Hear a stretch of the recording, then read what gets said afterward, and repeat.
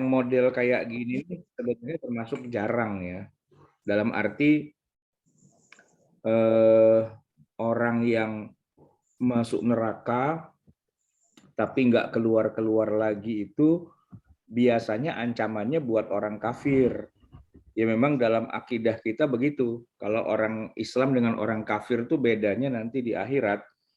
Walaupun orang Islam tuh bisa aja ya masuk neraka juga gitu ya. Bedanya adalah dengan orang kafir tuh kalau Islam itu masuk neraka sekedar menebus dosa sampai batas dosanya sudah ketebus. Kalau dosanya sudah ketebus, ya sudah dikeluarkanlah dia dari neraka. Sudah tidak menghuni neraka lagi. Ya, tapi memang tiap orang itu beda-beda ya. Apa namanya, hukuman yang harus dijalani. Ya kayak pengadilan di dunia lah. Ada yang divonis setahun, ada yang 5 tahun, ada yang 10 tahun gitu ya. Ya tergantung ketuk palu dari pengadilannya. Nah, tapi intinya adalah tidak ada orang Islam yang kalau masuk neraka tuh abadi, itu nggak ada.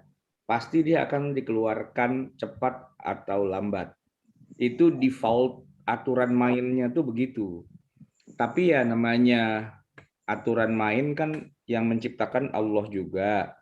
Sehingga kadang-kadang ada juga nih di mana Allah punya kebijakan yang ya sedikit berbeda ya. Biasanya sih kalau orang Islam itu mati masuk neraka pun pasti keluar. Cuma ada ya orang Islam yang kalau matinya masuk neraka tuh ternyata kata Allah nggak keluar-keluar lagi. Khalidan fiha, abadi di dalamnya. Nah, di antara yang kayak gitu itu, Muslim dia, matinya sebagai orang Islam, disolatkan jenazahnya dan sebagainya, tapi kok ini kayak orang sakit COVID, tapi long COVID. COVID itu kan kemarin-kemarin tuh berapa? 14 hari ya. Terus yang varian sekarang nih yang Omikron mungkin cuma 4 hari apa 5 hari gitu ya, sudah sembuh gitu. Ya kena sih kena, tapi ya berapa hari kemudian sudah recovery begitu kan. Tapi ada juga loh orang kena COVID yang nggak sembuh-sembuh, yang disebut dengan istilah long COVID. Walaupun kebanyakan sih rata-rata sembuh, jadi survival. Saya punya teman tuh selama musim pandemi COVID, COVID pertama kena, COVID kedua kena, Omikron kena lagi. Langganan. Langganan, ada yang kayak gitu. Ya kita berharap sih jangan kena lah ya.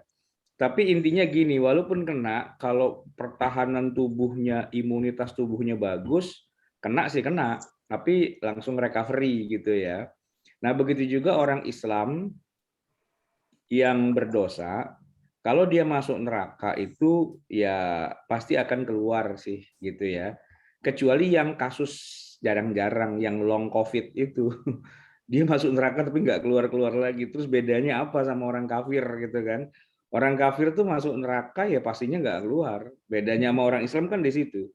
Kalau orang Islam masuk neraka, ya sampai ketebus dosanya ya dia keluarin. Tapi kalau orang kafir ya nggak bisa.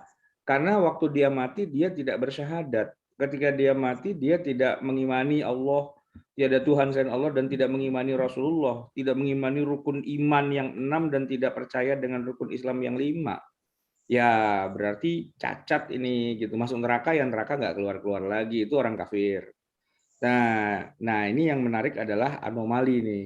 Ada sebagian umat Islam yang matinya masuk neraka, tapi juga kayak orang kafir dia nggak keluar-keluar lagi. Salah satunya yang menentang hukum waris. Begitu jamaah sekalian. Jadi ini masalah hukum waris ini rada berat juga sebenarnya. Ancaman hukumannya tuh serius ternyata gitu ya. Baik. Nah, yang kedua, Bapak Ibu jamaah sekalian, eh, tapi kenyataannya walaupun ancamannya besar, kebanyakan di tengah masyarakat kita umat Islam, khususnya kita di Indonesia, pelajaran tentang ilmu waris ini boleh dibilang itu jarang. langka. Nggak semua pengajian itu membahasnya. Nggak semua ustadz itu berkompeten punya katakanlah perhatian terhadap hukum waris. Kalau tema-tema kayak misalnya puasa nih sebentar lagi Ramadan ya, itu banyak. Tema-tema tentang sholat itu banyak. Wah, apalagi kalau temanya tentang politik, wah rame itu kan. Tapi kalau tema tentang hukum waris, itu memang jarang-jarang dibahas. Ustadznya juga nggak semuanya punya concern atau kepedulian terhadap mengajar ilmu waris. Dan memang kalau saya perhatikan, dalam jajaran ilmu waris ini kan sebenarnya dalam ilmu fikih ya sebenarnya. Nah, posisinya memang ada di belakang itu kalau secara urut-urutan. Saya menulis buku tentang fikih ya, itu ada 18 jilid, dari jilid 1, 2, 3, 4. Nah, waris tuh adanya di nomor 15, Pak. Ya, dari 18 jilid, waris tuh nomor 15, belakangan gitu. Jadi kalau kita ibaratkan ini sebuah majelis taklim pengajian, di awal-awal kan masih ngomongin tentang sholat, tentang puasa, zakat, haji, ekonomi, gitu ya, macam-macam gitu. Itu ketemu bab warisnya tuh ya lama, nggak langsung ketemu gitu. Dan pengajian keburu bubar sebelum sampai bab waris gitu ya. Atau keburu ditutup karena udah mau Ramadan lagi. Kita kan punya budaya begitu ya, menjelang Ramadan pengajian ditutup gitu. Nanti habis Lebaran dimulai lagi, balik lagi dari bab yang pertama lagi. Sehingga pengajaran ilmu waris di tengah kita umat Islam, khususnya di perkotaan ini, ya boleh dibilang itu jarang, ya langka begitu. Jadi hal-hal yang basic saja, yang sangat mendasar saja, kadang-kadang banyak yang nggak tahu gitu. Kayak gini, ada masyarakat Muslim sebenarnya ya, tapi saking sekulernya itu sholat aja nggak tahu. Saya masih ingat Pak, Bosnia, masih ingat nggak Bapak Ibu sekalian? Tahun 90-an itu ada perang Bosnia di Eropa sebenarnya. Itu kan perang saudara Yugoslavia sebenarnya kan. Musuhnya Serbia. Nah, jadi tentara Serbia menyerang Bosnia. Mereka tuh sebenarnya masih satu rumpun apa satu negara gitu kan. Nah, kita sih awalnya nggak tahu, tapi ternyata orang Bosnia itu ternyata Muslim gitu. Kita terkaget-kaget gitu ya. Nah, tapi walaupun mereka Muslim, Islam di sana tuh sudah sangat apa ya? Sudah sangat terlupakan gitu istilahnya. Ya, jadi bahkan sholat aja pun banyak yang nggak bisa. Baca Quran pun banyak yang nggak bisa gitu. Jadi apalagi nanti ngomongin tentang hukum waris, itu kan susah gitu ya. Nah, kita ini di Indonesia, ya alhamdulillahnya sih nggak seperti orang Bosnia yang awam banget dengan masalah agama. Insya Allah sih kalau masalah kayak sholat gitu ya, kita pasti udah banyak lah, ya kan. Kemudian haji itu kan antrian sampai 40 tahun bahkan gitu. Jadi kalau kesadaran beragama sih kita nih bangsa Indonesia, khususnya yang di kota-kota besar kayak kita Jakarta, itu luar biasa. Luar biasa, semangat keislaman itu luar biasa. Cuma balik lagi ya, yaitu bab tentang waris itu memang adanya di belakang. Jadi nggak mentang-mentang orang itu punya semangat keislaman yang tinggi, terus dia ngerti waris itu bisa jadi jauh gitu. Karena memang belum sampai babnya, ya kan. Nah, ini yang jadi problem di kita itu adalah waris itu jarang diajarkan dan kebetulan memang babnya ada di belakang-belakang.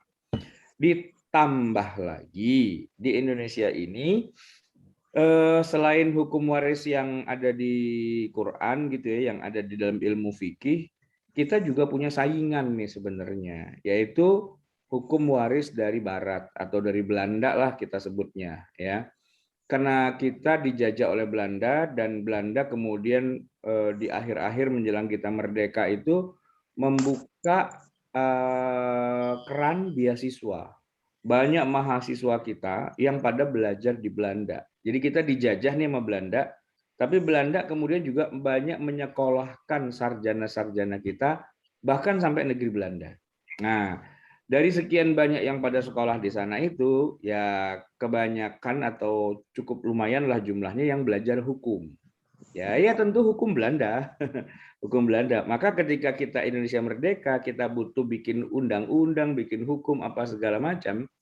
Ya hukum dari Barat itu banyak yang dikopas, yang di copy paste di kita. Banyak itu ya. Jadi ya kan tergantung mazhabnya. Jadi orang Indonesia belajar hukumnya di Belanda. Ya wajar kalau mereka udah lulus pulang gitu ya, disuruh bikin undang-undang, ya dia copy paste aja dari gurunya kan gitu ya. Belajarnya kemana? Belanda, ya hukum Belanda yang banyak bermain di sini. Mungkin kalau dulu dikirimnya ke Perancis, ya hukum Perancis yang banyak bermain di sini. Atau mungkin belajarnya ke Amerika gitu, maka hukum Amerika yang kita pakai. Tapi karena kita tuh banyak menyekolahkan anak di Belanda, Belanda membuka keran ya. Jadi akhirnya para pakar hukum kita itu di kepalanya itu ada hukum waris, tapi hukum waris dari Belanda. Ya kalau dibandingkan dengan Islam ya ada yang cocok, ada yang enggak. Banyak yang tidak cocoknya gitu. Cuma di negeri kita, di lembaga pendidikan formal kayak kampus, maka pembagian waris ala Belanda ini juga diajarkan. Karena dosen-dosennya lebih ngerti itu ketimbang yang ada di dalam Al-Quran gitu ya. Nah, ditambah lagi dengan masyarakat kita yang masih sangat erat menjaga tradisi. Nah, di dalam tradisi nenek moyang kita ternyata juga ada ya ketentuan hukum waris juga. Sehingga kita di Indonesia ini kaya dengan hukum waris. Paling tidak ada 3, bahkan 4 ya.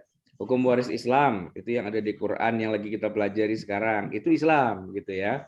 Nah, ada lagi hukum waris Belanda atau Barat gitu ya. Tambah lagi hukum waris adat gitu. Tambah lagi, puyeng kan? Udahlah nggak usah pakai hukum waris yang mana, udah musyawarah mufakat aja. Jadi ada 4 deh. Syariat, Barat, adat, musyawarah mufakat. Nah, gitu. Musyawarah mufakat itu maksudnya ya nggak usah pakai hukum ini hukum itu, ya udah kita obrolin aja lah sama kita gimana enaknya nih pembagian warisnya. Itu banyak yang kayak gitu karena udah pusing akhirnya udahlah kita kompromi aja gitu ya. Nah, jadi problematika kita di Indonesia itu adalah pertama ya, hukum waris itu atau ilmu waris itu hampir boleh dibilang nggak ada diajarkan di kita. Mau di majelis taklim jarang, di madrasah-madrasah ada ya formalitasnya. Tapi ya nggak sampai ke tingkat ngerti dan bahkan bisa ngajar itu enggak gitu. Jadi rendahlah pengajaran ilmu warisnya. Sementara hukum waris dari barat dan hukum waris dari adat itu malah jauh lebih mendominasi. Gitu ya.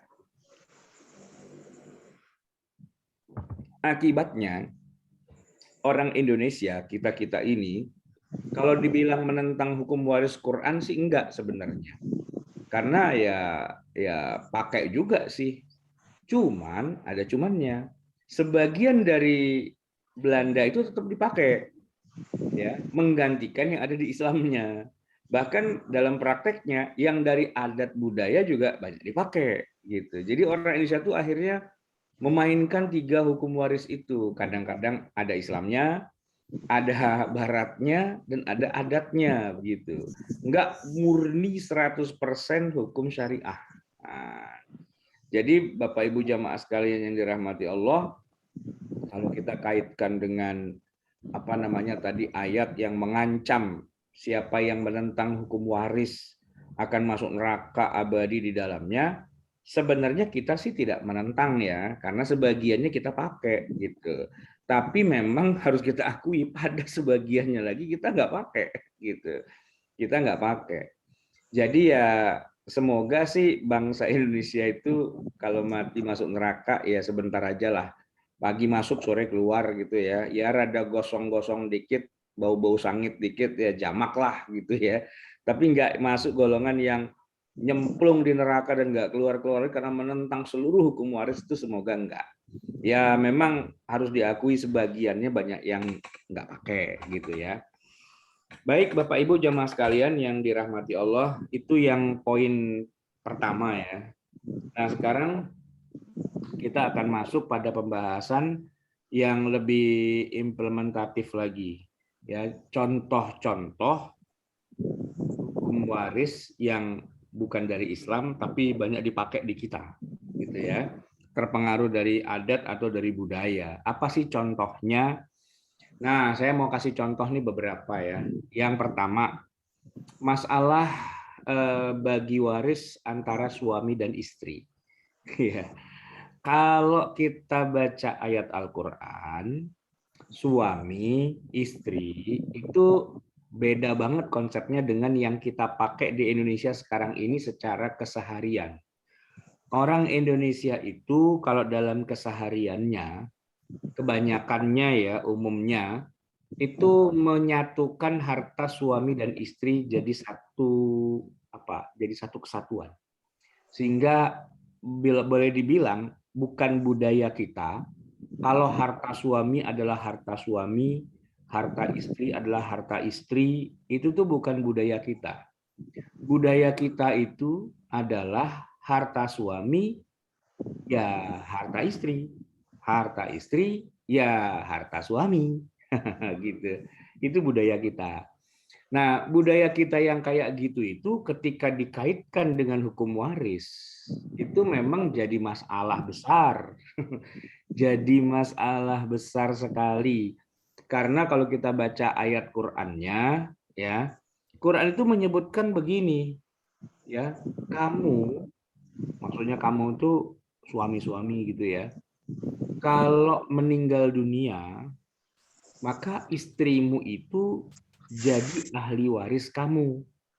Jadi ahli waris itu maksudnya hartamu itu ya sebagiannya jadi milik istri, tapi hartamu gitu ya, bukan hartanya istri gitu. Jadi kalau suami meninggal, istrinya tuh dapat 1/8 Bapak Ibu sekalian. Tapi 1/8-nya itu maksudnya adalah dari hartanya suami. Bahwa istri itu punya harta, nggak usah diomongin, nggak masuk dalam pembagian waris. Nah, masalahnya di kita, mau dibilang 1/8 itu dari mana 1/8-nya? 1/8 dari apa gitu maksudnya? Kalau Quran sih 1/8 dari hartanya suami. Yang meninggalkan suami, dia kan almarhum gitu kan. Nah, sebagai almarhum yang meninggal, dia kan punya harta. Hartanya dia ya, bukan harta istrinya gitu, bukan harta bersama, tapi harta dia pribadi. Dari harta dia pribadi itulah istrinya punya hak 1/8-nya gitu. Itu kalau di Qur'annya. Karena Quran turun di Arab dan masyarakat Arab itu di masa Nabi ya, memang harta suami, harta istri, dipisah dari awal. Apalagi kita kenal orang orang Arab di masa Nabi kan punya istri banyak, nggak cuma satu. Sebelum dibatasi jadi 4, banyak loh suami yang pada punya istri 20, 30 gitu loh. Nah, coba Bapak Ibu bayangkan, kalau seorang suami punya istri 30, bisa nggak harta suami itu dianggap harta istri juga? Nggak bisa, kebanyakan gitu ya. Nah, artinya seorang suami itu kalau dia punya harta ya itu harta dia, bukan harta istrinya gitu. Tidak otomatis kalau seorang laki-laki menikahi seorang perempuan, maka seluruh harta yang dia punya jadi milik si perempuan itu enggak gitu. Ya kecuali memang secara khusus suaminya memberi kepada istrinya. Ya, misalnya mahar gitu. Kalau orang Arab tuh maharnya mahal, Pak. Ya mahal banget. Rasulullah SAW tuh ketika menikah dengan Khadijah, itu disebutkan maharnya tuh 10 ekor unta. Lah, 10 ekor, satu ekornya berapa duit kalau kita rupiahkan? Lumayan loh. Satu ekor unta itu kalau kita rupiahkan mungkin ya lebih dari sapi pastinya kan. Kalau sapi kita bilang 20 juta, 30 juta, ya unta tuh misalnya 40 juta lah gitu ya. Itu satu ekor. Nah, kalau 10 ekor kan 40 juta kali 10 kan 400 juta. Gede loh tuh 400 juta. Saya belum pernah dengar ada orang Indonesia yang ngasih mahar pada istrinya itu 400 juta itu belum pernah dengar. 40 juta gitu ya, belum pernah dengar. 40 juta itu seekor. Nah, kalau 10 ekor kan 400 juta gitu. Saya belum pernah dengar gitu ya. Nah, itu saja sudah jelas itu bahwa harta suami, tapi kalau dari harta suami kok diberikan pada istri dengan akad yang jelas yaitu mahar, ya berarti itu jadi milik istri. Nanti kalau suami meninggal, yang sudah jadi mahar itu tidak perlu dibagi waris karena itu hartanya istri. Belum masalah nafkah gitu ya, ada mas kawin kan, mahar dan ada nafkah gitu. Nah, kalau kita di Indonesia bicara nafkah, itu sebenarnya agak-agak lucu nafkah itu. Sebenarnya kan nafkah dengan mahar itu hampir sama, ya. Pemberian suami kepada istri. Artinya kalau sudah diberi itu menjadi haknya istri gitu loh, ya kan? Jadi suami ini misalnya memberikan mahar pada istrinya berupa rumah gitu misalnya. Di Mesir itu rata-rata orang menikah maharnya rumah.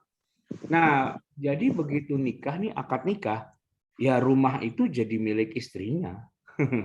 Langsung otomatis jadi pemilik gitu. Ya kan? Nah, terus nanti ada nafkah. Nafkah itu sama dengan mahar, pemberian suami kepada istri, tapi sepanjang jalannya pernikahan. Kalau mahar kan di awal. Nah, untuk yang sepanjang pernikahan tuh mahar tuh nafkah itu ya kewajiban suami, haknya istri. Kalau dibilang haknya istri berarti emang diberikan buat istri. Nah, tapi kalau kita di Indonesia rata-rata nggak begitu. Suami itu dapat gaji bulanan, satu amplop diserahin ke istrinya semua, ya. Istrinya itu bukan jadi pemilik isi amplop, enggak. Istrinya itu jadi menteri keuangan, jadi juru bayar, jadi kasir. Sana bayar listrik, sana bayar air, sana bayar tagihan ini itu, sana bayar cicilan, bayar, habis duitnya istri nggak dapat apa-apa, nggak ada yang dia miliki gitu istilahnya. Nah sebenarnya itu kalau dibicarakan itu bukan nafkah sebenarnya itu, ya. Artinya istri tidak dianggap sebagai pemilik harta sebenarnya. Nah cuman orang Indonesia tuh nggak paham. Jadi ya mas kawinnya cuma seperangkat alat sholat, yang harga 100.000 dapat banyak gitu ya. Terus nafkahnya juga nggak dapat apa-apa, orang dia cuma suruh jadi juru bayar gitu kan. Nah, jadi nikah 20 tahun, 30 tahun, 40 tahun, itu istri kayak nuntut gitu. Masa saya jadi pendampingnya nggak dapat apa-apa sih? Siniin 50%-nya. Wah, gitu jadi akhirnya. Kayak ngerampok harta suaminya. Nah, 50% yang dia tuntut itu setelah suaminya meninggal dianggap itu dia memiliki 50%, itu kalau kita runut-runut di Quran nggak ada rujukannya itu, nggak ada hadisnya juga. Dalam ilmu fikih waris tuh nggak dikenal begitu-begitu. Cuman kalau kita cari ke barat, nah ketemu itu ternyata tuh dari barat harta gono gini itu, bukan dari Islam sebenarnya. Itu menunjukkan bahwa masyarakat Islam di Indonesia, Muslim ya, itu sudah sangat dipengaruhi oleh gaya hidupnya orang Barat, khususnya dalam masalah harta suami istri. Nah, terus kita belajar hukum waris Islam.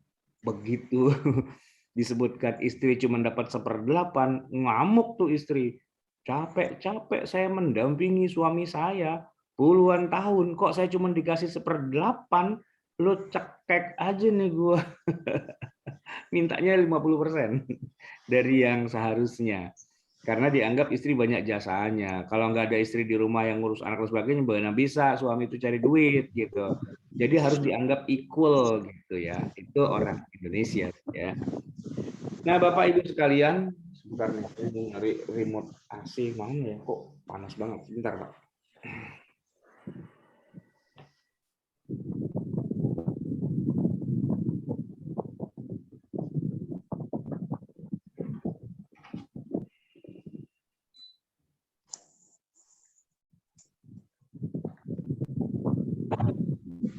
Baik. Nah, inilah yang jadi masalah di kita di Indonesia. Sebagian kita masyarakatnya itu sudah terlanjur terpola gaya hidupnya dengan gaya hidup Barat. Lalu begitu ketemu dengan aturan hukum waris Islam, jadi tergagap-gagap. Nah, karena dalam Islam itu konsepnya nggak begitu. Konsepnya harta suami, harta istri, harta istri. Kalau suami wafat, istri cuma dapat 1/8, gitu kan? Atau dibalik, misalnya yang meninggal tuh istrinya gitu. Nah, suaminya itu dapat apa namanya? Dapat waris dari harta istrinya 1/4, gitu. Terus sisanya kemana ya? Sisanya kepada saudara-saudara atau anak ahli waris yang lain, gitu ya. Nah, ini yang agak sedikit bermasalah di kita itu adalah masalah pembagian waris antara antara suami dan istri, ya. Nah, yang lainnya lagi yang juga sering bermasalah adalah ini, rancunya 3 istilah antara waris, hibah, dan wasiat. Wah, ini rancu nih di kita nih, ya. Karena sering terjadi kasus rebutan warisan, jadi banyak orang-orang tua yang mulai berpikir begini, daripada ntar anak saya pada rebutan setelah saya nggak ada, mending dari sekarang udah saya bagi-bagi, gitu ya. Nah, jamaah sekalian yang dirahmati Allah, membagi-bagi harta ketika masih hidup bukannya nggak boleh sih ya, boleh. Cuma itu di luar ranah warisan, di luar ranah hukum waris. Kalau di ranah waris itu syaratnya adalah yang punya harta orang tua itu mati dulu baru ada pembagian waris. Lah kalau dia masih hidup dia bagi-bagi, ya saya bilang bukannya nggak boleh, boleh, tapi itu bukan hukum waris. Ya bisa jadi namanya hibah atau bisa juga namanya wasiat, tapi bukan waris. Karena kalau waris itu, ya waris ya, namanya waris itu ada syaratnya 3. Yang pertama mautul muwarif, yang punya harta itu mati dulu. Yang kedua hayatul waris, yang menerima masih hidup, gitu kan. Dan yang ketiga ya tentu ada harta yang mau dibagi, ya kan. Nah, kalau ada orang tua sejak masih hidup sudah ngebagi-bagi, maka itu di luar dari hukum waris. Saya bilang tadi bukannya tidak boleh, boleh. Tapi harus dipastikan ini nama akadnya apa. Jangan sampai kecampur-campur, ya. Bagi-bagi ketika masih hidup terus dia bilang ini waris. Ya bukan. Bukan. Kalau bagi-bagi masih hidup nggak bisa dibilang sebagai waris, bukan warisan. Warisan itu mensyaratkan yang punya harta mati dan nanti cara ngebaginya sesuai dengan hukum Islam. Nah, kalau Bapak Ibu ingin menjamin anak-anaknya nanti membagi waris dengan cara hukum Islam, caranya bukan dibagi sekarang, bukan. Anaknya yang diajarin hukum waris gitu. Ya, anak-anaknya diajarin hukum waris, dikasih tahu hukum waris itu nanti menjelaskan harus begini, nggak boleh begitu. Kalau begini halal dapat dapat pahala, kalau begitu haram dapat dosa. Ya, gitu. Orang kalau belajar hukum waris dia nggak akan berani ngambil yang bukan jatahnya. Karena apa? Karena makan harta saudara itu masuk neraka. Api loh itu. Nggak boleh sembarangan kalau dia ngerti. Nah, kenapa kok anaknya pada takut nanti dia berantem? Karena dia sendiri, orang tua nih ya, nggak pernah ngajarin hukum waris. Bukan apa-apa, orang dia sendiri aja nggak paham kok.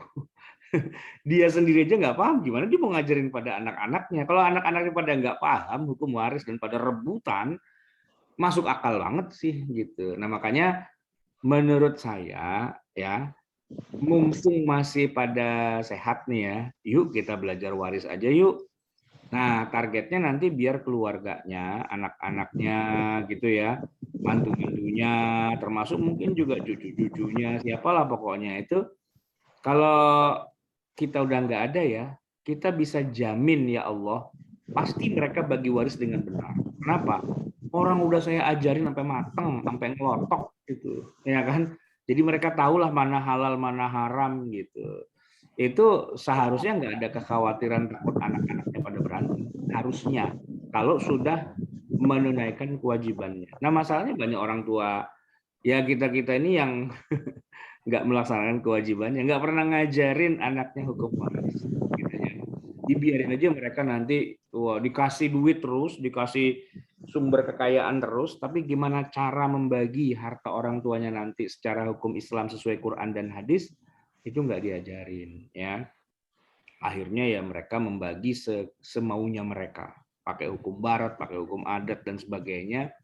Itu di akhirat kalau mereka digebukin Allah dalam neraka gitu ya, mereka akan bilang begini, jangan kita doang dong yang digebukin, no bapak saya nggak pernah ngajarin itu dosa juga tuh, tarik kemari biar digebukinnya bareng-bareng. Kira-kira kayak gini Pak, ada orang tua ya lalai nggak ngajarin anaknya sholat, sampai gede tuh anak nggak ada yang bisa sholat. Nah, kalau mereka pada mati masuk neraka digebukin gara-gara kagak sholat, mereka akan bilang begini, malaikat jangan kejam-kejam dong. Ini kita kagak sholat ada penyebab nih. Apa? No, bapak kita nggak pernah ngajarin juga dia. Selain dia kagak sholat, dia juga nggak pernah ngajarin. Hukum juga dong. Nah, rame-rame reuni di neraka. Gitu ya. Nah, makanya kewajiban yang paling dasar itu buat kita belajar waris dan mengajarkan gitu ya. Nah, tapi kalaupun kebelet, kemecer, pengen bagi-bagi harta ketika masih hidup, ya boleh sih, tapi itu namanya hibah. Hibah.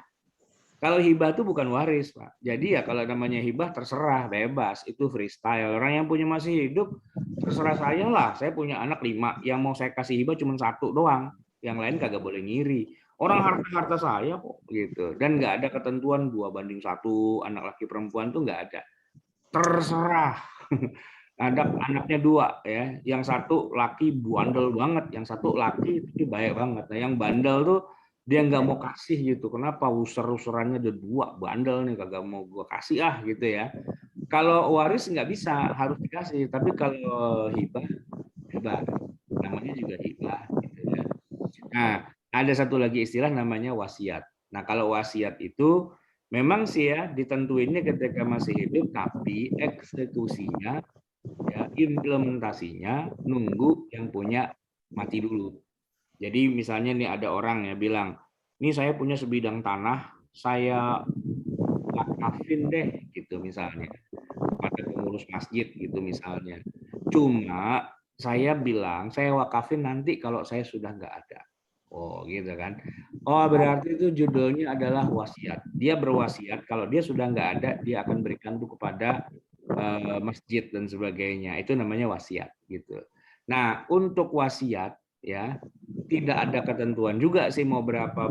Cuma kalau berwasiat itu dalam Islam dibatasi maksimal hanya sepertiga, dan yang menerima nggak boleh calon ahli warisnya sendiri. Itu nggak boleh. Jadi sebagai contoh nih ya, orang tua punya anak 3, dia tuh nggak bisa berwasiat. Ntar kalau bapak sudah nggak ada, kamu dapat segini, kamu segini ya, itu nggak sah.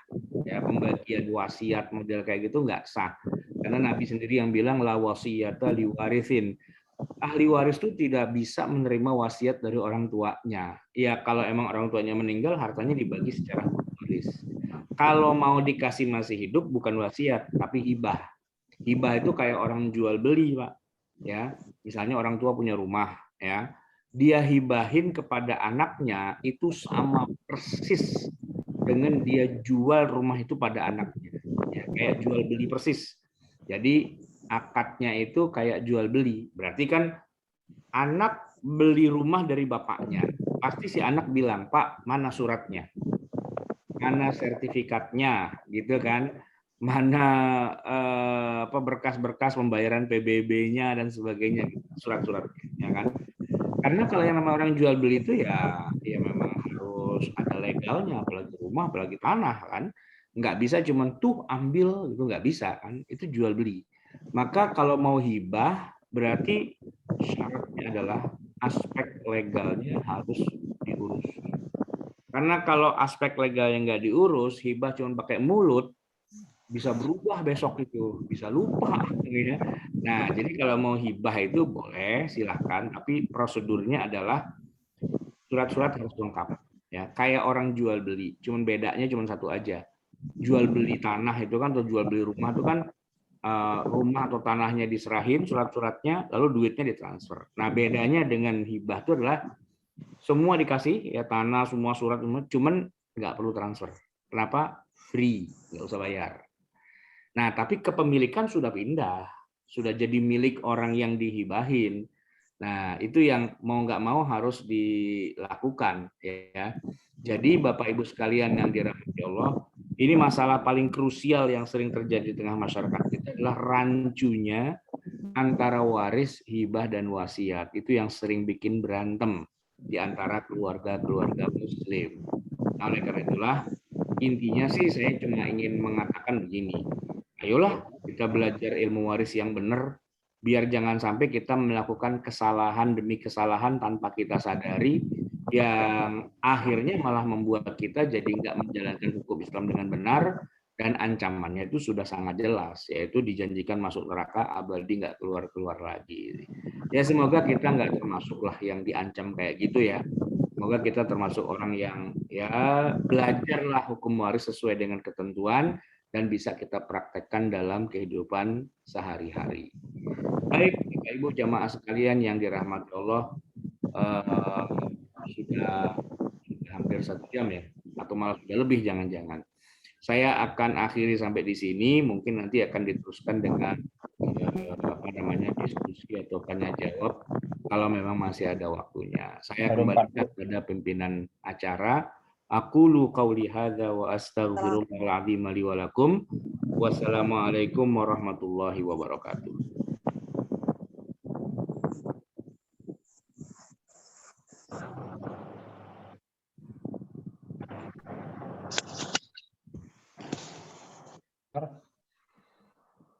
Mana moderator?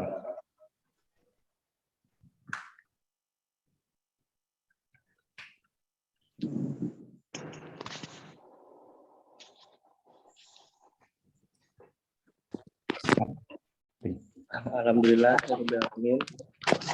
Kita dengarkan materi dari Ustaznya. Apabila ada yang ingin ditanyakan, silakan langsung ditanyakan di kolom chat atau langsung ditanyakan kepada Ustaznya. Untuk pertanyaan dibuka 3 pertanyaan terlebih dahulu ya. Bila ada yang ingin ditanyakan. Ada. Halo, Assalamualaikum. Ya, waalaikumsalam warahmatullahi wabarakatuh. Ustaz, ya, saya mau tanya, Ustaz. Ya, silakan. Bagaimana kalau orang tua pada waktu masih hidup itu ngomong nanti setelah saya meninggal hartanya dibagi sama baik untuk putra laki-laki maupun perempuan. Itu bagaimana hukumnya, Tad? Hukumnya boleh, tapi nggak usah nunggu dia meninggal.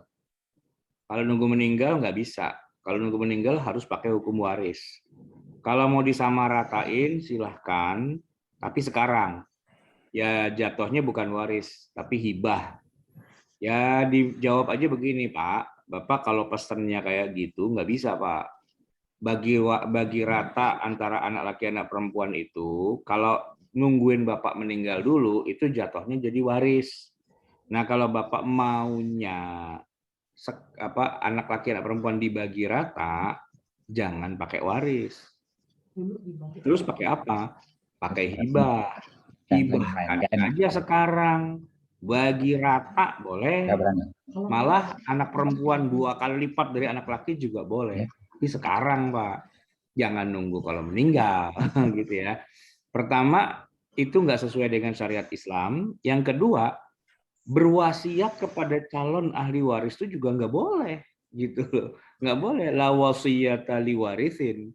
Jadi sekarang mau yang mana nih? Mau kekeh bagi rata. Oke, tapi baginya sekarang, bukan nanti. Jangan nunggu Bapak meninggal dulu. Ya sekarang hibahin aja. Mana surat-surat rumah dan sebagainya. Bagi rata sekarang, selesai. Bukannya itu maunya Bapak kayak gitu, ya udah laksanakan aja sekarang, nggak usah nunggu-nunggu meninggal nanti.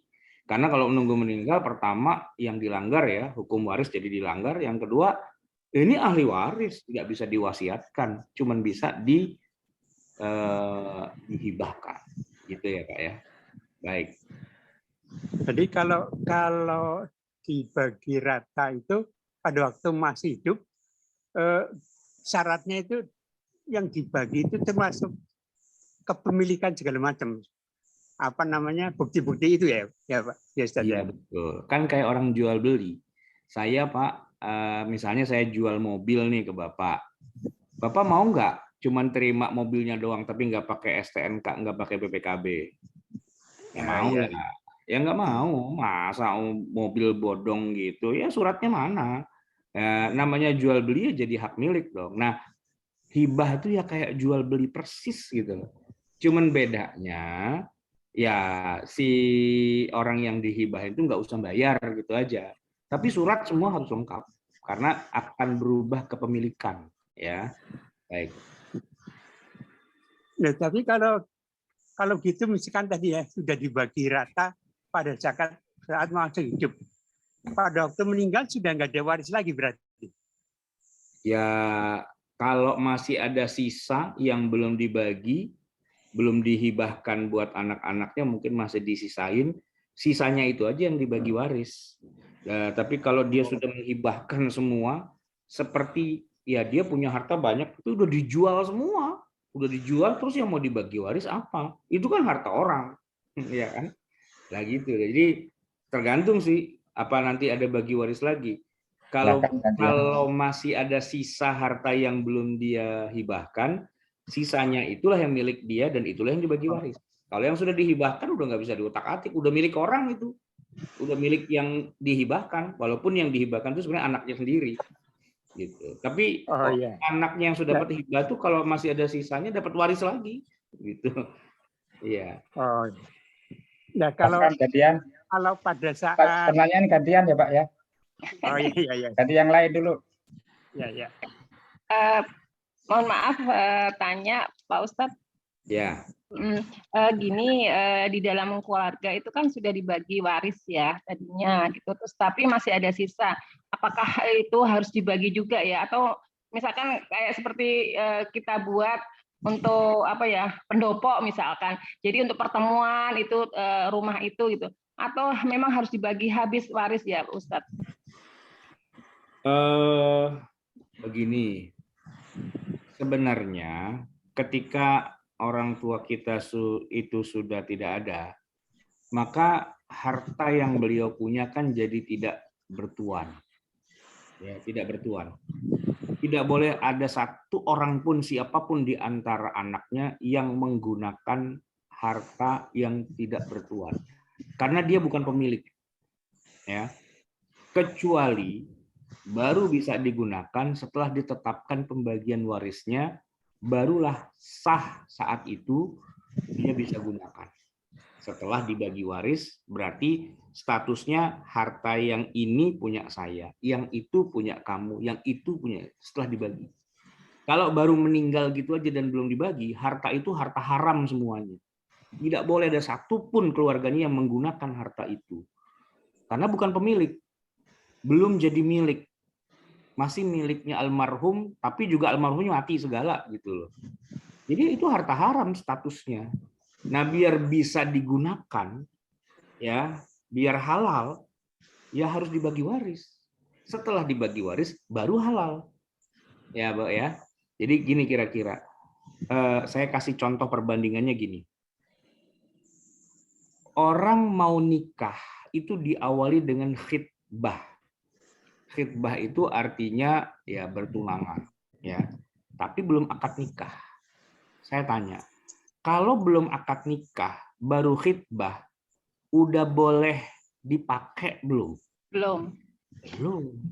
Nggak sah itu. Kalaupun dikerjain juga sampai hamil, anak zina itu. Nah, khitbah itu ya seperti dengan gini, harta milik almarhum, almarhumnya meninggal, itu kayak harta tuh kayak calon istri gitu. Khitbah. Belum boleh diapa-apain. Nah, kalau mau halal boleh dipakai, ya akad nikah dulu. Kalau di dalam nikah tuh akad nikah. Kalau dalam waris, ya bagi waris. Gitu. Setelah dibagi waris, barulah masing-masing ahli waris berhak menggunakannya. Kalau tidak, kok digunakan, itu haram. Itu belum jadi hak milik dia. Gitu kan? Nah, tadi kan Ibu pertanyaannya gimana kalau yang ada nggak usah dibagi waris? Ya itu haram, nggak boleh dipakai. nggak boleh dipakai. Bukan miliknya salah satu di antara para ahli waris. Tapi kita butuh ada satu harta yang kita semua boleh pakai. Nah, saya kasih 2 cara ya. Pertama, nggak dibagi waris, tapi almarhum sejak masih hidup memang sudah pesan bahwa jangan semua dibagi waris ya. Sebagiannya diwakafkan di jalan Allah ya. Nah, misalnya apa tadi, rumah, pendopo, apa segala itu wakaf statusnya. Wakaf ahli. Jadi wakafnya almarhum, jadi ini wakaf tidak boleh dibagi waris. Namanya juga wakaf. Tapi memanfaatkannya silahkan. Khusus buat ahli waris.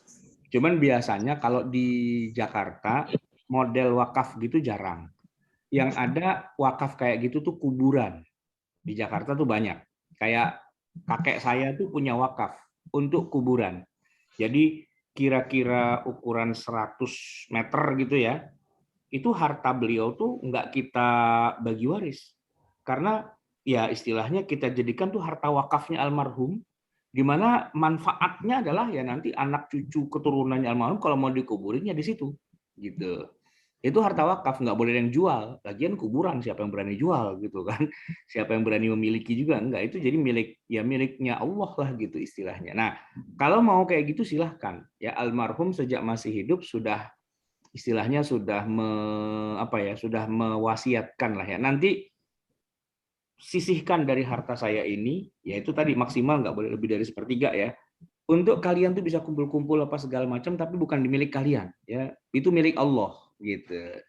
Satu. Atau yang kedua, almarhum tidak pernah mengatakan begitu ketika masih hidup, tapi Anda semua sebagai ahli waris setelah memiliki gitu ya, setelah dibagi-bagi, lalu bersepakat menyisihkan sebagian harta itu untuk wakaf.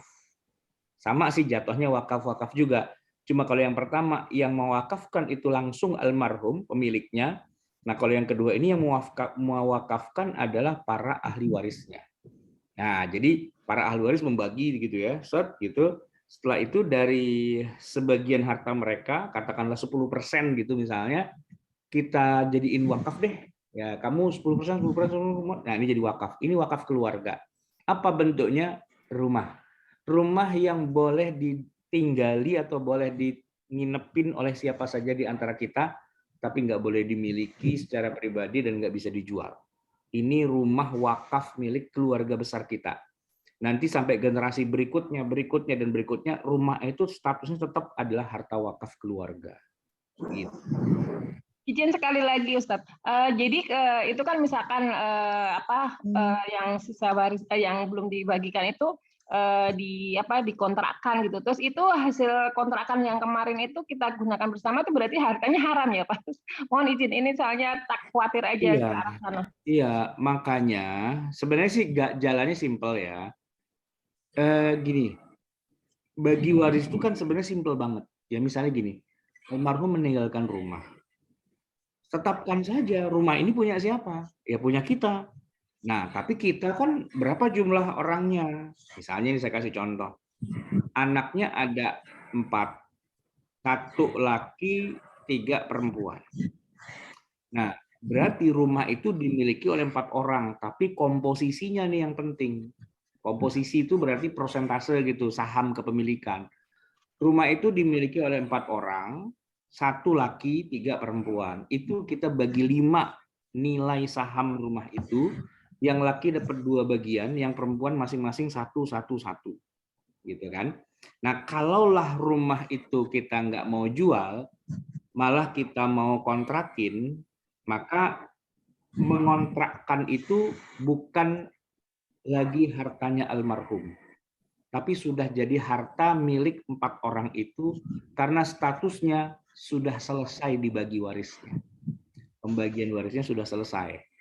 Yang ada kemudian sekarang para owner ya, para apa istilahnya kalau dalam perusahaan tuh para komisaris gitu ya, bersepakat untuk kemudian mengelola rumah itu. Nah, ini udah nggak ada kaitannya dengan waris. Waris itu berhenti sampai ini rumah, yuk kita bagi. Ya, pembagiannya berdasarkan persentase aja. Anak laki dapat 2 kali lipat dari anak perempuan, ya kan? Berarti dia dapat 40%-nya. Anak perempuan masing-masing dapat 20, 20, 20%. Kalau sudah dibagi begitu, maka pembagian waris sudah selesai. Sudah selesai. Berarti tinggal, ini berarti rumah milik berempat dengan komposisi saham masing-masing sekian. Nah, tinggal mereka rapat aja. Kita sebagai owner nih, gitu kan. Mau kita apain nih rumah, gitu. Kita kontrakin aja yuk, ayo, gitu. Tapi ini rumah pada rusak, perlu direnovasi. Gimana dong? Ya silahkan aja rapatlah, diatur bagaimana modalnya apa segala macam. Itu sudah bukan warisan lagi. Maksudnya sebagai harta warisan itu sudah selesai karena sudah jelas kepemilikan masing-masing dari ahli waris itu sudah dibagi gitu. Nah setelah itu mau diapain, mau dikontrakin, mau diapain ya sesuai dengan komposisi lah gitu. Misalnya nih ya, kami berempat, saya anak laki-laki, 3 lagi anak perempuan. Ya kalau ada penghasilan dari kontrakan itu ya saya minta jatah 40% dong. Ya kan saham saya 40%. Ya maka saya harus dapat jatah 40% gitu. Yang lain-lain ya dia jatah sahamnya 20% ya 20%. Dan itu bukan lagi harta warisan ya. Dulunya iya kita mendapatkannya secara warisan.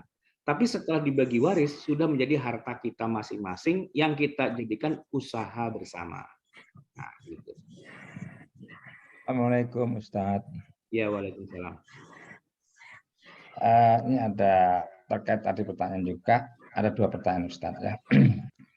Pertanyaannya adalah pertama, di dalam keluarga ini misalnya kebetulan yang laki-laki lebih mampu daripada yang perempuan. Dengannya mungkin agak jauh juga ya. Kalau kekayaan itu secara proporsional mungkin perempuan hanya nilai mungkin 20, tapi laki-laki masing-masing 100 nilai asetnya ya. Sehingga perlu diskusi bersama, bermusyawarah. Makanya berdasarkan perkiraan ekonomi tadi, maka dibuatlah kira-kira laki maupun perempuan dibuat nilainya sama, bahkan mungkin lebih tinggi perempuan, bahkan mungkin perempuan dikasih lebih tinggi ya. Jadi tidak 2:1, laki 2:1, karena keadaan ekonomi yang berbeda inilah keluarga bermusyawarah, yang perempuan itu kira perlu bantuan, maka sekalian aja ya untuk diberikan lebih daripada laki-laki. Itu ya minimal sama. Yang kejadian dilebihkan ya, yang kejadian ini dilebihkan karena berdasarkan kondisi ekonomi keluarga. Artinya secara keadilan dunia memang, tapi ya memang ketika perlu bantu itu kita anak perempuan kita, saudara kita bantu itu. Itu satu ya. Yang kedua, dengan saya takut bingung Oh ya, satu dulu aja, silakan. Itu bagus banget Pak, asalkan namanya bukan waris gitu aja sih. Kalau waris nggak bisa. Waris itu udah aturannya dari Allahnya udah begitu. Kalau namanya bukan waris silahkan diatur. Misalnya nih ya sebagai contoh. Uangnya didapat dari uang hasil klaim asuransi kematian orang tua. Jadi mungkin ayahnya itu waktu hidup ya ikut asuransi jiwa gitu ya. Terus klaim asuransinya gede tuh misalnya 2 miliar gitu. Nah, 2 miliar tuh kalau mereka mau bagi-bagi yang kayak Bapak tadi ceritakan tuh silahkan, monggo. Kenapa? Karena tuh statusnya bukan waris. Kok bukan waris? Iya, karena harta itu bukan milik almarhum sejak almarhum masih hidup. Itu adalah harta yang baru datang setelah almarhumnya meninggal. Statusnya bukan waris. Jadi ya silahkan diatur aja. Istilahnya Allahumma turja, ya Allah atur aja gitu ya. Tapi kalau itu adalah harta milik almarhum dan almarhum meninggal, statusnya adalah waris. Kalau waris ya nggak bisa diotak-atik begitu. Jadi ide yang tadi Bapak sampaikan itu sebenarnya secara ekonomi bagus banget. Cuman gimana caranya biar status hartanya jangan jadi waris gitu. Sejak masih hidup lah diatur misalnya. Atau gimana caranya, tapi jangan sampai kejebak pada sekat waris gitu. Kalau udah masuk ke dalam alur waris ya mau nggak mau ya harus dibagi sesuai dengan ketentuan 2:1. Itu Quran, nggak bisa diotak-atik, Pak. Nggak bisa dibilang ini berdasarkan ekonomi. Enggak, Quran nggak ngomongin ekonomi. Quran bagi ya 2:1. Itu ayat yang udah 14 abad lamanya berada di tengah kita, jangan diotak-atik gitu loh. Turunnya dari langit yang 7 itu, jangan sembarangan gitu Kalau ya. sudah terlanjur, kan waktu kepahamannya tidak terlalu paham 100%, bagaimana itu? Kalau Dan harga itu kan bergerak ya, yang dulu murah jadi mahal, makin murah. Akan rumit ya, penyelesaiannya akan rumit ya, kalau diatur lagi. Jadi tapi bukan, ikhlas. jadi gini. Jadi waktu bagian itu udah ikhlas. Iya, jadi Masing-masing gini. ikhlas persetujuan. Enggak, bukan masalah ikhlas, Pak. Kalau itu sudah terlanjur, itu bab yang berbeda, ya. Berbedanya itu begini, Pak. Kita kan lagi ngomongin waris ini kan kita ngomongin sekarang dan ke depan. Nah, kita bukan ngomongin waris untuk mengungkit-ungkit kesalahan yang lama gitu loh ya. Karena kalau kita ungkit-ungkit emang jadi rumit gitu kan. Jadi apa yang sudah berlalu ya sudahlah gitu, mau bilang apa lagi, udah terlanjur kan gitu. Tapi jangan begini, yang lama aja bisa, kenapa yang baru nggak kita ikutin yang lama aja? Nah itu yang salah gitu loh. Kalau kita udah tahu salah ya sudahlah, kita minta ampun, jangan sampai itu terulang. Tapi kedepannya jangan diulang gitu, karena mungkin kemarin kita nggak tahu kan. Ya sudah, nggak apa-apa lah, semoga Allah mengampuni. Ya mungkin kita juga sudah pada ikhlas ya. Tapi nggak boleh begini, karena kemarin kesalahannya itu sudah terampuni, sekarang kita bikin kesalahan lagi yuk, dan asal yang penting ikhlas kan kita boleh. Ya nggak bisa begitu, Pak. Ya kan? Orang terlanjur berzina di masa lalu, ya kan? Kalau bicara hukuman zina kan hukumannya rajam cambuk. Gitu. Wah, berarti saya yang dulu pernah berzina dicambuk dong. Ya nggak usah. Itu udah lalu, udah nggak usah diotak-atik lagi. Tapi besok-besok jangan bilang, wah berzina lagi yuk, gitu. Toh nggak dicambuk ini, jangan bilang begitu kan. Jadi gini Pak, kita ngomongin waris itu adalah sekarang dan ke depan. Jangan yang kemarin mau diungkit, itu nggak selesai, memang akan jadi sulit. Ya tadi Bapak bilang kita sudah ikhlas, ya semoga sih diampunilah. Kemarin kita mungkin nggak tahu kali ya, semoga Allah ampuni, kan kita amini aja gitu. Tapi ke depan kepada cucu kita, anak kita nggak boleh melakukan kesalahan itu. Tidak ada excuse gitu. Kalau udah tahu ya harus dikerjakan gitu. Baik. Terus yang kedua, Ustadz ya. Tadi sebenarnya sudah ditanyakan sama Bu Sri tadi.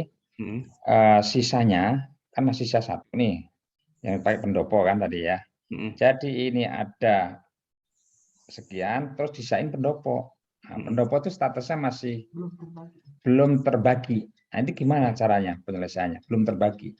Ya, gini, pendopo kalau belum terbagi, bisa. Tadi kan saya bilang ada salah satu di antara dua cara.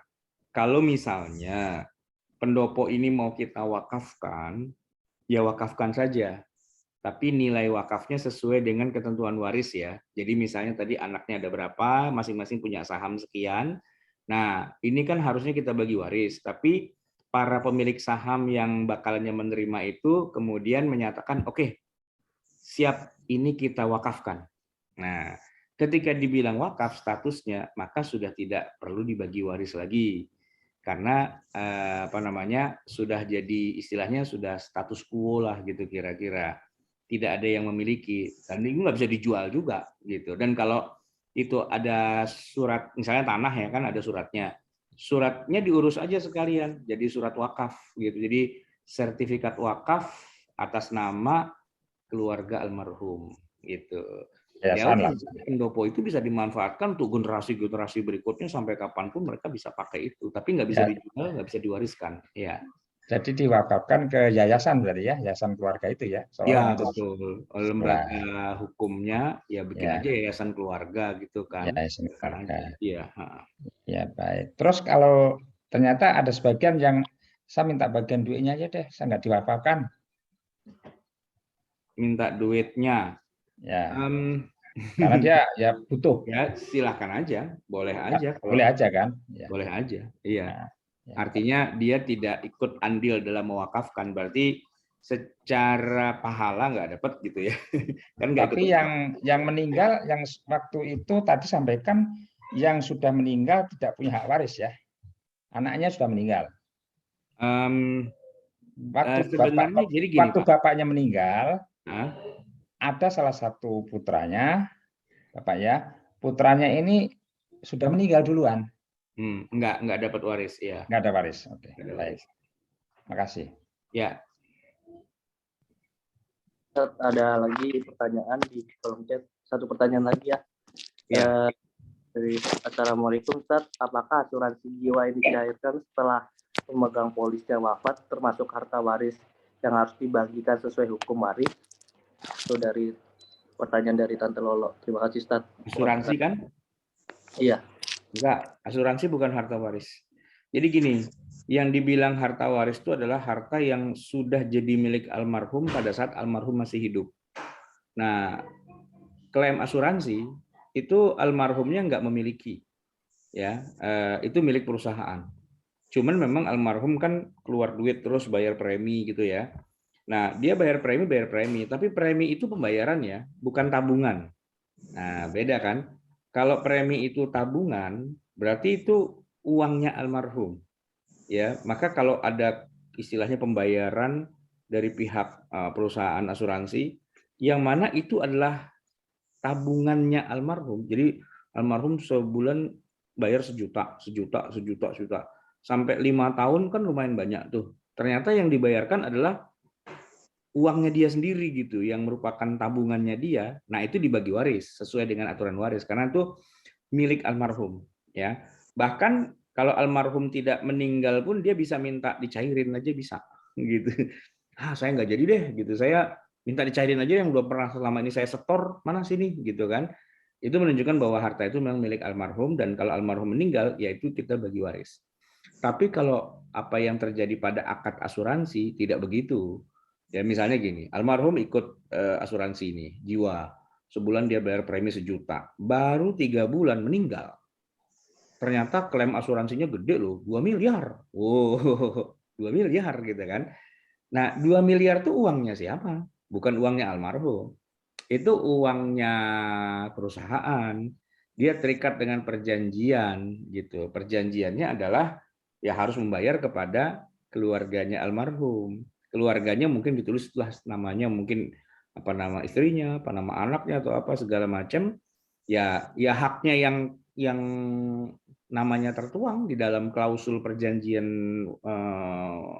asuransi itu haknya dia. Nah, kalau haknya dia kemudian ya dia yang berhak gitu. Dan pembagiannya nggak pakai hukum waris. Karena itu istilahnya kayak gini. Ada orang meninggal nih ya, kemudian ada uang takziah. Tahu ya uang takziah ya. Jadi banyak ya orang pada datang gitu ya bertakziah lalu pada masukin uang ke kencelengan gitu kan ya. Nah, ini uang ini bukan miliknya almarhum. Enggak, walaupun almarhum menjadi penyebab, tapi statusnya bukan milik almarhum. Orang ngasih duit itu juga bukan buat si almarhum yang dikubur, enggak. Buat keluarganya, gitu kan. Direct gitu. Berarti ini bukan uangnya almarhum. Kalau bukan uang almarhum, maka statusnya itu bukan waris. Waris itu adalah harta yang miliknya almarhum ketika almarhum masih hidup, dia sudah memilikinya. Baru itu namanya waris, gitu. Oke. Jelas ya Ustadz, sesuai perjanjian siapa yang menerima di apa itu di asuransi kan tertera itu. Iya pasti. Nanti penerima warisan pertama si A, si B, si C, si itu ya Ustadz ya. Iya, betul. Jadi asuransi itu bukanlah warisan gitu istilahnya, bukan hukum waris yang kita pelajari dalam syariat Islam ya.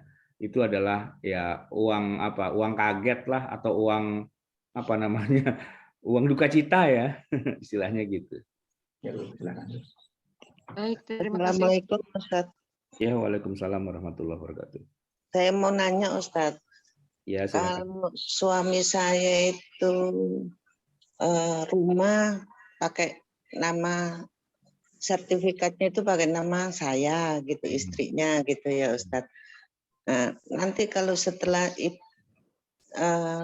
kalau suaminya meninggal, terus rumah itu termasuk harta waris bukan Ustaz?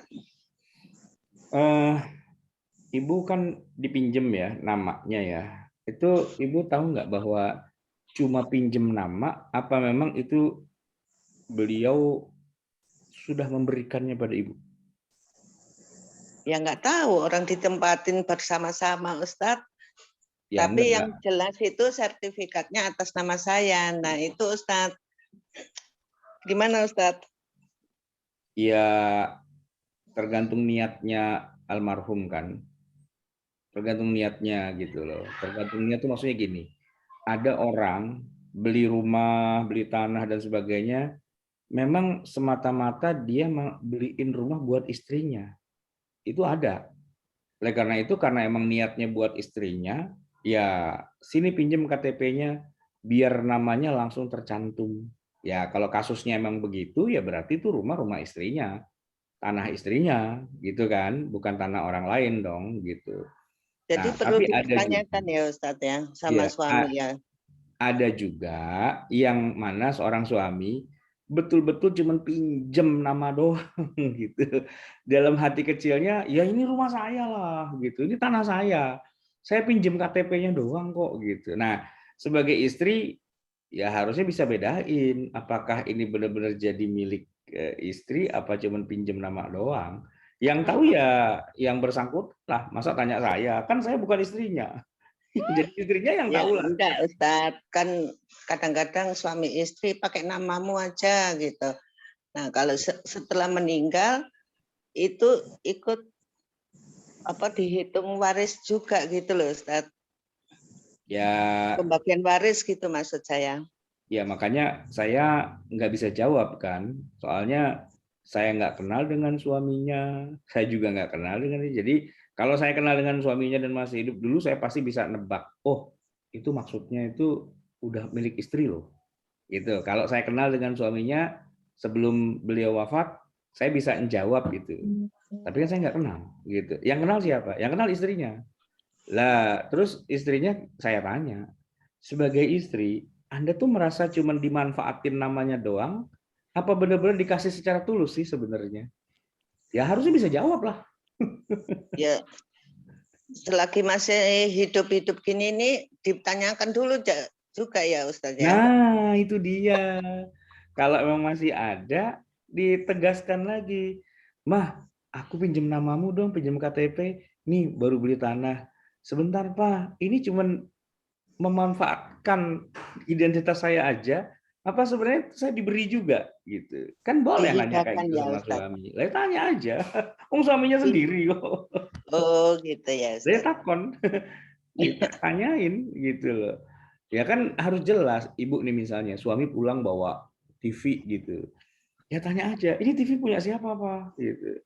Ini hadiah ulang tahun untukmu, wahai istriku tercinta. Oh iya, terima kasih atas hadiahnya. Berarti TV punya mama itu, udah jangan diotak-atik sama bapaknya gitu loh ya kan. Nah, nanti suami pulang bawa kulkas, tanya lagi ini apa gitu. Suaminya bilang ini hadiah lagi ulang tahun. Ya udah punya mama gitu. Jadi ketegasan antara kedua belah pihak itu harus ada sebenarnya. Namanya suami istri ya harus jelas, jangan kemudian KTP-nya dipinjem doang, tapi niatnya sama sekali nggak mau ngasih ke istri ya ini agak kebangetan ya. Ya walaupun kita namanya hormat sama suami iya, tapi ya ketegasan ini punya siapa kayaknya menurut saya masuk akal, wajar kalau ditanyakan kayak gitu, ya kan? Oke. Oh ya, makasih Ustadz. Assalamualaikum warahmatullahi wabarakatuh. Waalaikumsalam warahmatullahi wabarakatuh. Assalamualaikum Ustaz. Waalaikumsalam. Begini Ustadz, seorang ayah meninggal, kemudian ada istri dan anak. Itu harta itu sebaiknya segera dibagi atau dibaginya karena membagikan sungkan ada ibu gitu, ibu masih hidup gitu. Itu yang terbaik sebaiknya yang mana Ustaz? Yang terbaik sebelum almarhum wafat, almarhum kumpulin dulu anak istrinya dan diajarin hukum waris. Itu yang terbaik. Biar dia tidak meninggalkan anggota keluarganya dalam keadaan ngeblank, nggak ngerti hukum aturan waris. Yang terbaik itu. Kalau nggak sempat, udah keburu meninggal, ya nggak apa-apa. Ya sebelum bagi waris, kumpul aja lagi. Belajar yuk yang benar tentang hukum waris itu gimana aturan mainnya gitu. Nah, maksud saya, ini belajar ini penting banget. Biar kita tahu teorinya. Nah, kalau udah tahu teorinya, pasti prakteknya bisa. Tapi kalau teorinya aja nggak tahu, ya gimana cara menjalankannya? Yang ada berantem ntar, rebutan, atau nggak enak sama ibu masih ada. Kok jadi nggak enak? Kenapa jadi nggak enak? Pertanyaannya kan begini sekarang. Ini harta yang sedang kita bicarakan ini harta ibu apa harta almarhum bapak? Kalau emang itu harta ibu santai aja, nggak akan dibagi-bagi juga. Orang harta ibu masih hidup kok. Nah, gitu kan. Tapi kalau emang itu harta bapak, ya ibu kenapa ribut? Ibu kan ahli waris juga. Beliau dapat 1/8. Gitu loh. Oh nggak bisa dong, ibu harus menjadi pemilik 100%. Ya mana ada aturan hukum waris istri itu adalah berhak 100% tuh nggak ada. Ya namanya istri pasti 1/8 lah gitu, ya kan? Nah kalau ibunya belajar hukum waris, pasti dia sudah tahu hak saya itu cuma 1/8 dari harta milik suami saya. Sisanya tuh harta anak-anak saya. Nggak akan mungkin dia berani untuk ngangkangin sendirian harta suaminya. Jangan ada yang ngotak-atik ya. Ini harta 100% punya saya. Tadinya punya bapakmu, tapi saya adalah ahli waris tunggal. Satu-satunya adalah saya. Kalian nggak boleh tanya-tanya. Kecuali saya sudah nggak ada, barulah kalian bagi waris.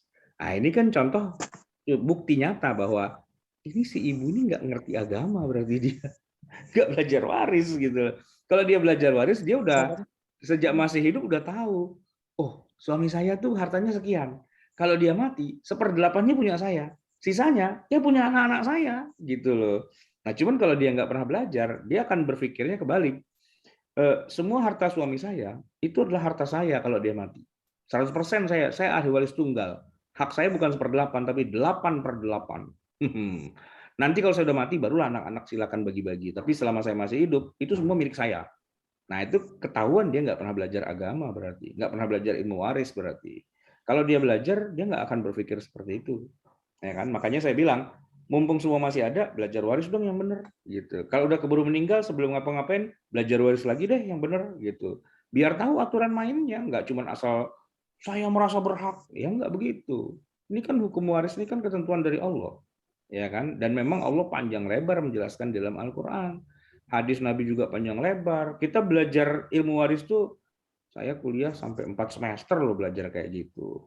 Masa cuma dilawan, enggak maunya saya begini. Ya nggak bisa begitu dong. Masa pembagian waris sesuai dengan selera masing-masing? Ya enggak lah. Kan ada Tuhan. Tuhan kan ngatur. Ya kita harus pelajari ayat Quran dan hadisnya. Masa kita, udah Tuhan minggir aja, ngapain sih ngatur-ngatur, ini kan punya saya. Gitu ya kan nggak bisa bilang begitu. Oke. Satu lagi Ustadz. Ya. Kalau suami memberi hadiah kepada istri, memberi hadiah itu kan berarti hadiah ya Ustadz. Iya. Tapi kemudian, ya kan hadiah berarti sudah hak istri. Tapi kemudian suka ditanya begini Ustadz, hadiah dari aku mana gitu. Jangan dipakai ya gitu. Itu gimana Ustadz? Hadiah dari aku mana? Iya. Jangan dipakai ya gitu, ditabungin aja ya gitu, gimana Ustadz? Oh, ya boleh sih ya. Saya misalnya punya istri, terus saya hadiahkan istri saya tuh mobil misalnya gitu kan. Ya kalau secara status memang bukan punya saya lagi karena sudah saya kasih ke istri kan. Sebenarnya sih kalau secara ketentuan hukum namanya sudah jadi milik istri, ya sama dia kalau dia mau jual sih bisa-bisa aja. Secara hukum kan udah punya dia, gitu kan.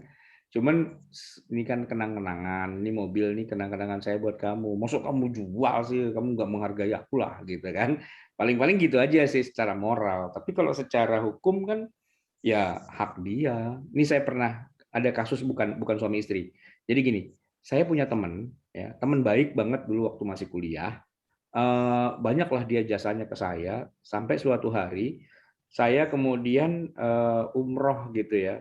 Pulangnya tuh saya beliin kitab kayak di belakang saya ini ya, kitabnya tebel gitu banyak gitu, ada 6 jilid gitu kan. Dia senang banget saya kasih kitab hadiah itu gitu kan.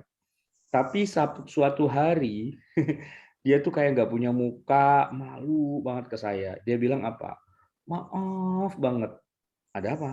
Itu kitab yang dulu hadiah buat saya. Waktu saya pas lagi nggak punya duit banget gitu. Akhirnya saya, gimana ya? Ini hadiah, buku hadiah itu saya jual. Karena saya nggak punya duit sama sekali. Mau bayar kontrakan apa segala macam gitu. Minta ikhlasnya ya. Ya saya bilang, ya terserah lah, itu udah saya kasih hadiah buat ente kok. ya terserah ente mau dijual. Iya sih kalau secara aturan hukum itu hak saya. Tapi kan ada nilai kenangannya dari ente, kenapa dari jual tuh jadi saya malu banget gitu. Ya udah nggak apa-apa lah, terserah atur aja gitu kan.